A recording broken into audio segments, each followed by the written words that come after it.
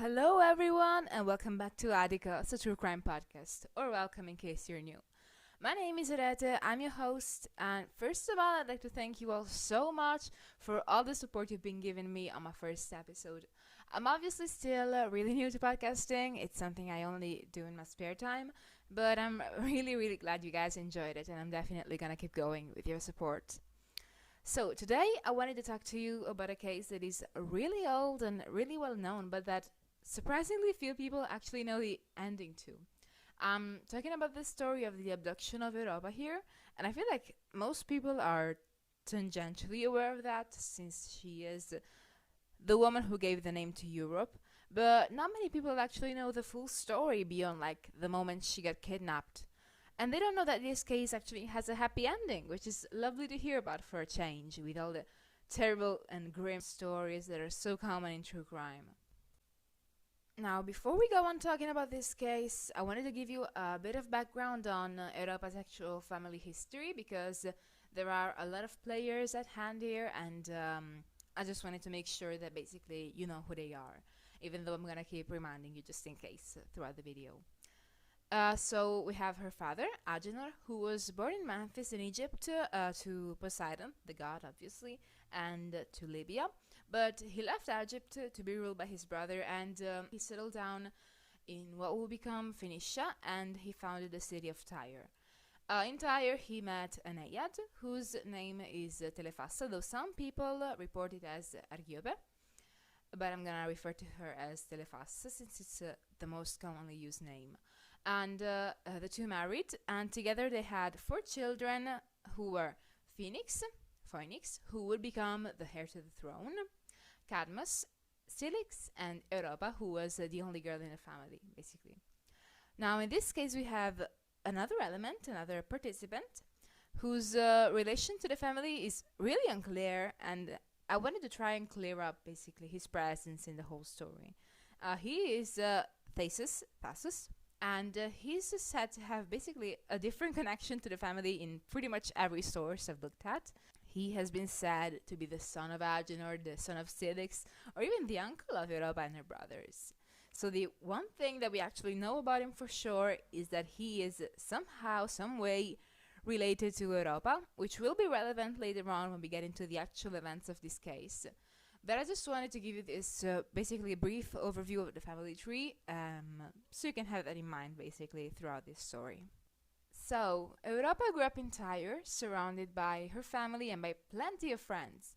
By all accounts, she was an extremely beautiful young woman, and she was really kind and sweet. She really got along with everyone she met.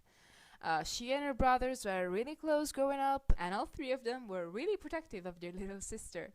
But she also had lots of female friends, aside, of course, from her handmaidens. So, according to one source I read, the night before everything went down, Europa had a dream that really deeply shook her to her bones. She dreamt that she was being contended between 2 lands, which were personified as women, and one was dressed as basically was the custom in Europa's culture. She was clinging to her, saying she belonged to her, but the other woman was dressed in foreign clothes that Europa had never seen before, and she was violently tugging on her, and she ripped her away from the other woman, saying it was the will of the bearer of the Aegis for Europa to belong to her. The Aegis is, as you may know, the legendary shield of Zeus. It's basically his symbol. And in my opinion, this may have been a prophetic dream of sorts that the fates may have sent to her, seeing what was going to come in her future. Europa woke up terrified and shaking. She was understandably really afraid of this dream. She called for her handmaidens and told them everything about the dream she'd had. And they suggested going down to the beach together and help her clear her mind out, basically. Now, at this time, it was nearly dawn. The palace was still asleep, besides the girls. And Europa and her handmaidens just snuck out in silence, headed down to the beach, without being escorted by anyone, but without even telling anyone, which is obviously a really unsafe thing to do. Please always tell someone where you're going in case something happens. But Europa didn't want to have to wake anyone up, understandably. And besides, they thought they were not completely alone. They were quite a large group of girls, so in their minds it would be a bit hard for anyone who wanted to harm them or sneak up on them to actually do something because they were so many. Now, basically, the beach that the girls had gone down to was somewhat close to the palace, and it was at the base of a hill. And at the top of the hill was the enclosure of Agenor's cowherd, which really just gives you an idea of just how old this case really is. This was still a time where having a big herd of animals was what made your wealth, what made your affluence. So because this was right at sunrise, the cows were beginning to stir. Obviously, the herd was beginning to wake up, and suddenly they started acting up for no apparent reason. They began pushing against the enclosure they were in. They even broke down the fence that was holding them in, and they set themselves free, basically. And then the entire herd began running down the hill and running towards the beach that the girls were on, which is obviously really frightening. I don't know what I would have done if I was one of those girls. Now, at this point, the girls were just lying in the sand, playing on the seashore, enjoying themselves, looking at the sunrise in peace. But when they noticed the herd of cows that was barreling towards them, obviously they got really scared and they tried to move out the way so they wouldn't be trampled. However, once the herd actually got to the shore, it began to calm down, and the girls were able to get close again, and some of them even began to play with the cows, patting them. And when they were interviewed, Europa's handmaidens reported that Europa herself got really close to this one specific big white bull she said she'd never seen before among her father's animals. And she began patting him, waving him a flower crown, and the bull just sat there patiently and tolerated all that she did to him, just everything that she could do, just let her do whatever she wanted with him. Now, the situation that the girls were in was obviously a bit unusual. Obviously, it's not every day, and it was not every day at the time that you would go to the beach and be surrounded by cows. But they weren't really worried, they had no reason to be. As long as they didn't anger any of the cows, any of the bulls, they thought they could enjoy themselves for a bit, then head back to the palace and tell Agenor that the herd had escaped. However, they could never have imagined what was about to happen, obviously. Once Europa was done weaving her little flower crown for her bull, she showed it proudly to all her handmaidens. She was really happy about it, and she climbed on the bull so she could reach him better and put it on his head. Now, according to what the girls said when they were interrogated, in that moment, when Europa climbed on him, the bull got on his legs with no sort of warning whatsoever. He took off running straight into the sea as if he was taken by madness, and Europa was obviously powerless to do anything but try to hold on and not fall off into the sea. She called for help. She screamed as if she was being murdered, but obviously the other girls couldn't do anything.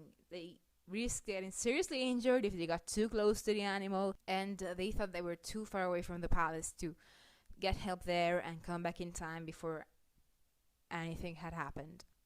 Now, what happened next was even crazier than that, and that is it. Once the bull actually hit the sea in his run, he wasn't stopped by the water. He kept galloping straight ahead as if he could just easily travel across the water. And Europa obviously held on even tighter. She was terrified that she might fall into the open sea. She didn't know how to swim all the way back to the coast.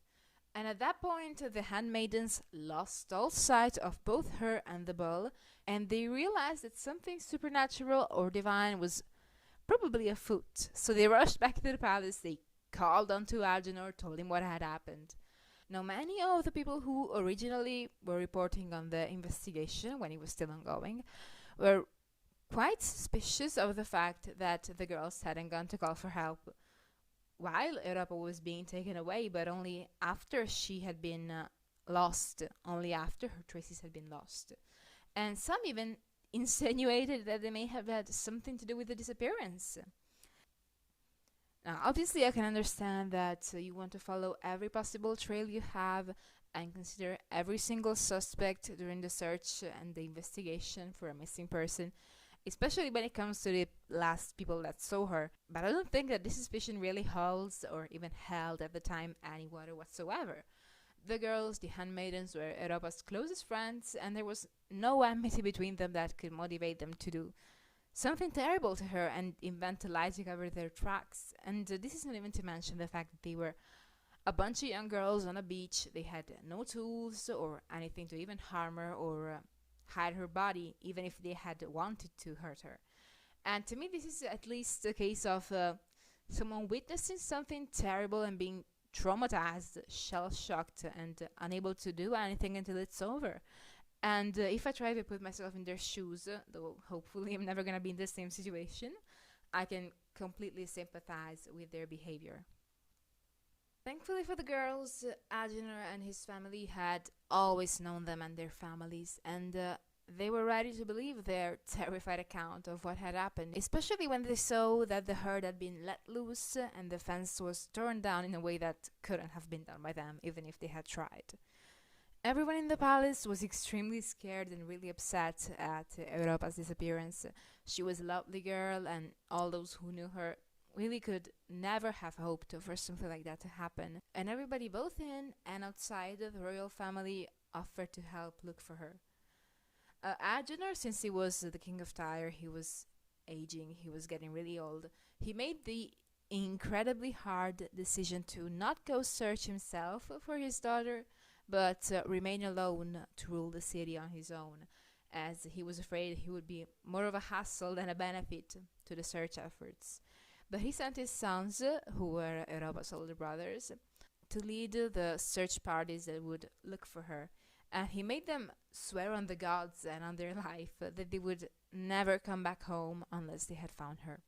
Telefassa, Europa's mother, was absolutely distraught at the loss of her daughter, of course, but she vowed that she would find her no matter what, and she left Tyre to look after her herself, alongside Thasus and a small search party of their own. All the brothers said their goodbyes to their native land and vowed to find their sister no matter what. And they left with all the volunteers who wanted to help look for the princess.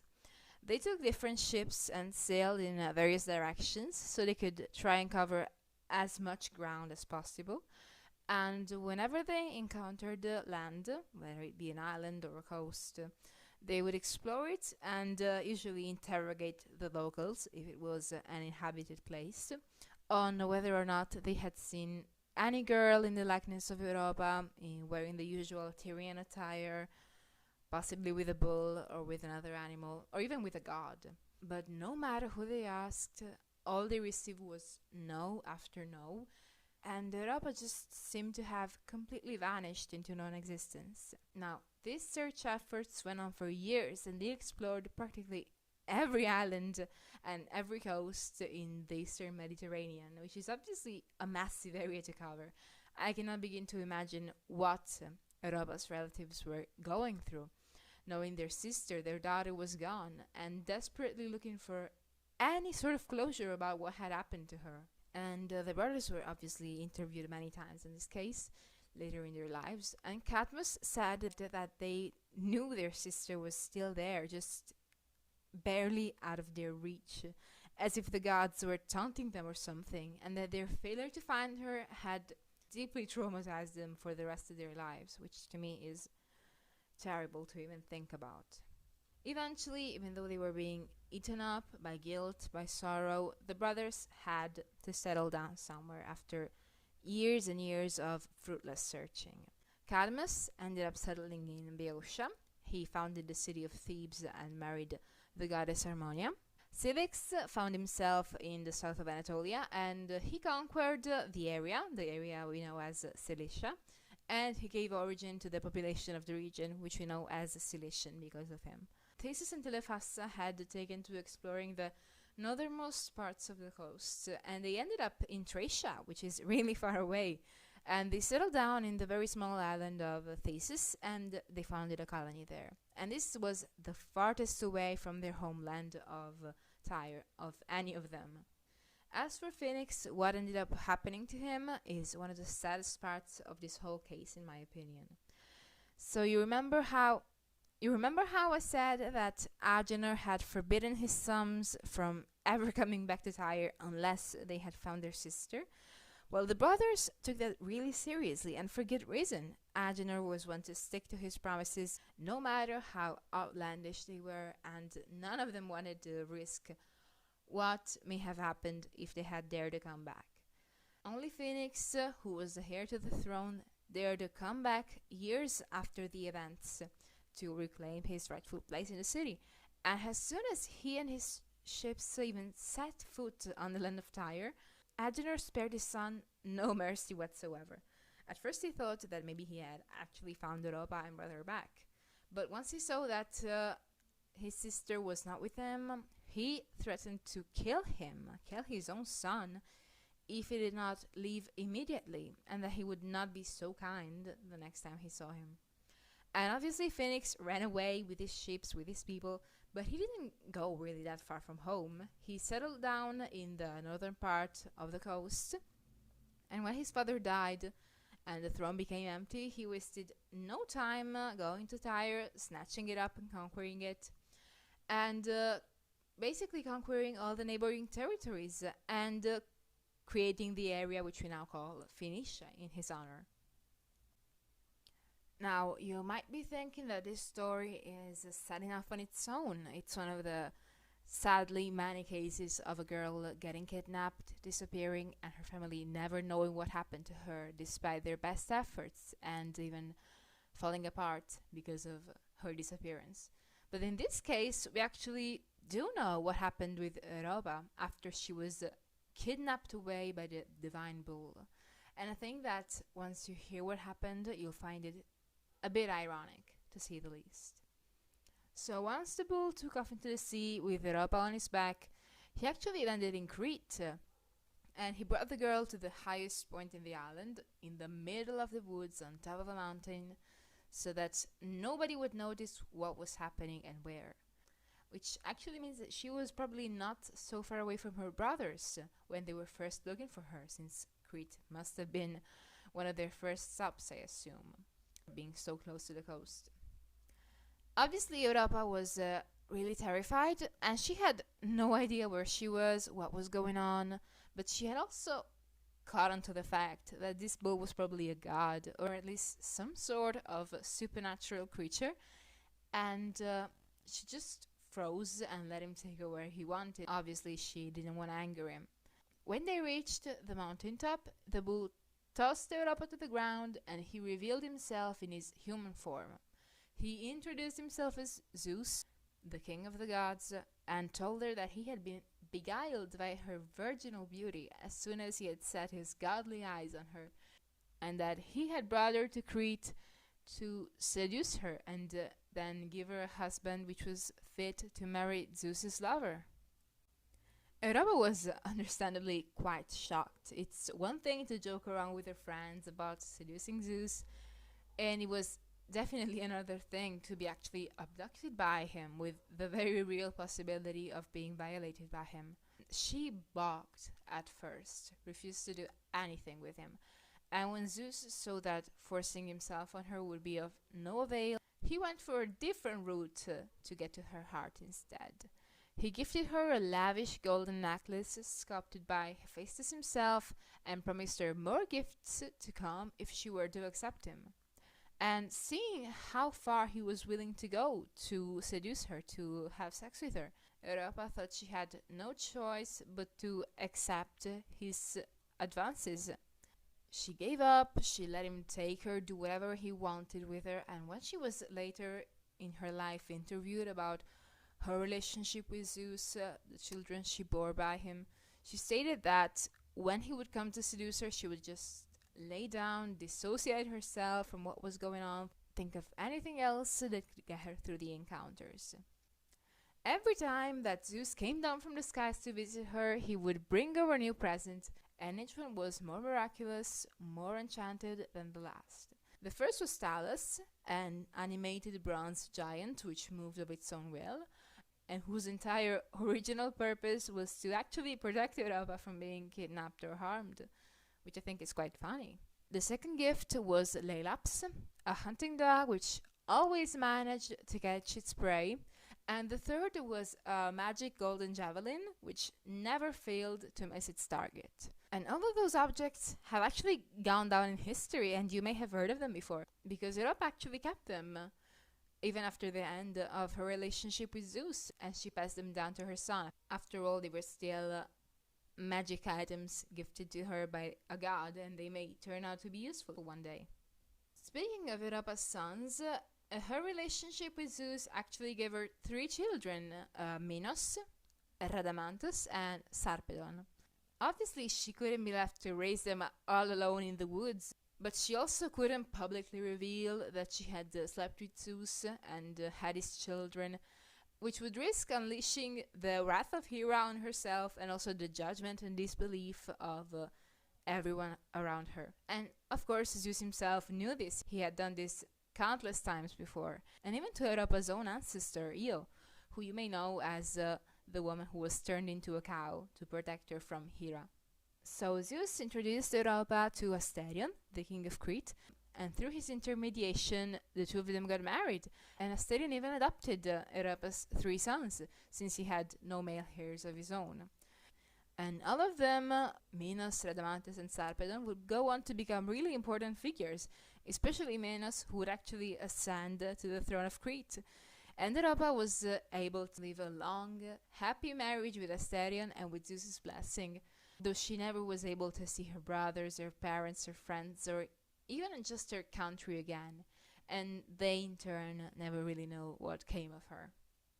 So, this was a case of the abduction of Europa. I think this is a really peculiar story, like you don't hear many of them nowadays, and this is for a few reasons. Obviously, this case is extremely wrapped up in its supernatural element. Of course, it's there's the abduction of a girl by a literal god, and I feel like it just goes to show how far back this case dates to the point that the gods were still mingling with humans on a daily basis and engaging with them both in the positive and obviously in the negative ways. And I think that cases which directly center the gods are far more tricky to handle than the ones where everybody is human. With the case of Placne and Philomela, which I talked about in the last episode, all the people involved were humans. They all had the same standard of morality, more or less. So we can more easily empathize with them, say what they did was right or wrong. But the morality of the gods is so deeply different from ours that we can think something is wrong by our standards, but we will never know the actual reasoning behind a god's actual action.